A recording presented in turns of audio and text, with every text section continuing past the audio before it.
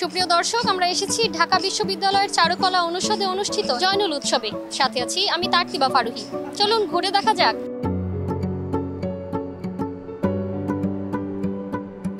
রবিবার শেষ হয়েছে 3 দিন ধরে চলা জয়নুল উৎসব, কিন্তু তার রেশ থেকে যাবে অনেক দিন। উৎসবে অংশগ্রহণকারীরা শাড়ি পাঞ্জাবি পরে নানা সাজে সজ্জিত হয়ে উপভোগ করেছেন উৎসবের প্রতিটি মুহূর্ত।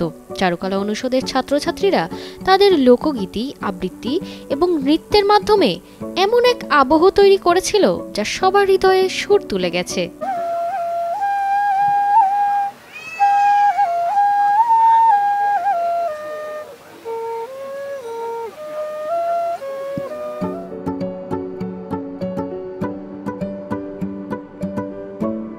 এছাড়া মেলার আয়োজন ছিল অদ্ভুত সুন্দর। নকশিকাঁথা, শাড়ি, পাটের ম্যাট, মালা ও কানের দুল, নানা ধরনের অ্যান্টিক মূর্তি, আর্টিফিশিয়াল ফুলের অসাধারণ পসরা সাজিয়েছিল আয়োজকরা।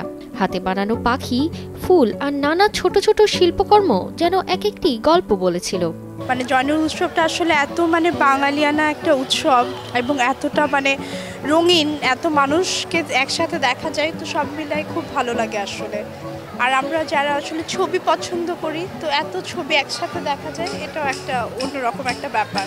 প্রতি বছরই আসা হয়, কারণ যেহেতু আমি চারুকলার, সো আমরা নিজেরাই প্রতি বছর প্রোগ্রামটা করি। আগে হচ্ছে 29, 30, 31 আমাদের প্রোগ্রামটা হতো, কারণ 29 তারিখ জয়নুলের জন্মবার্ষিকী।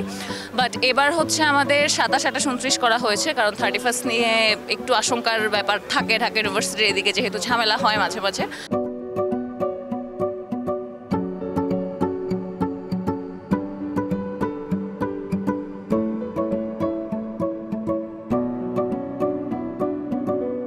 তবে সবচেয়ে বেশি মনোযোগ আকর্ষণ করেছিল বায়োস্কোপ।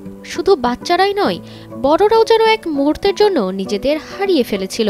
চোখের সামনে জাদুর মতো চলে আসছিল পুরনো দিনের ছবির মতো নানা দৃশ্য। উৎসবের পরিবেশ ছিল একেবারে প্রাণবন্ত, আনন্দে ভরা, যা সবাইকে একত্রিত করেছে।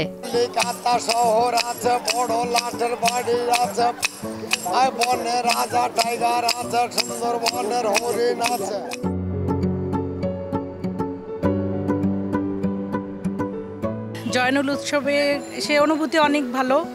আমিও চারুকলার স্টুডেন্ট, প্লাস অনেক দিন পরে আসা, ভালো লাগতেছে। জয়নুল মেলা তো আমাদের জন্য অনেক একটা মেসেজ, এটা এর জন্য ভালো লাগে, খুব ভালো লাগে এই জিনিসটা।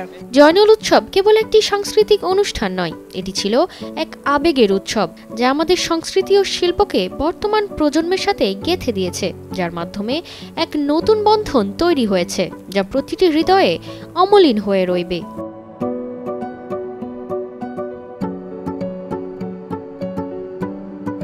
তারতিবা ফারুহী, কালের কণ্ঠ।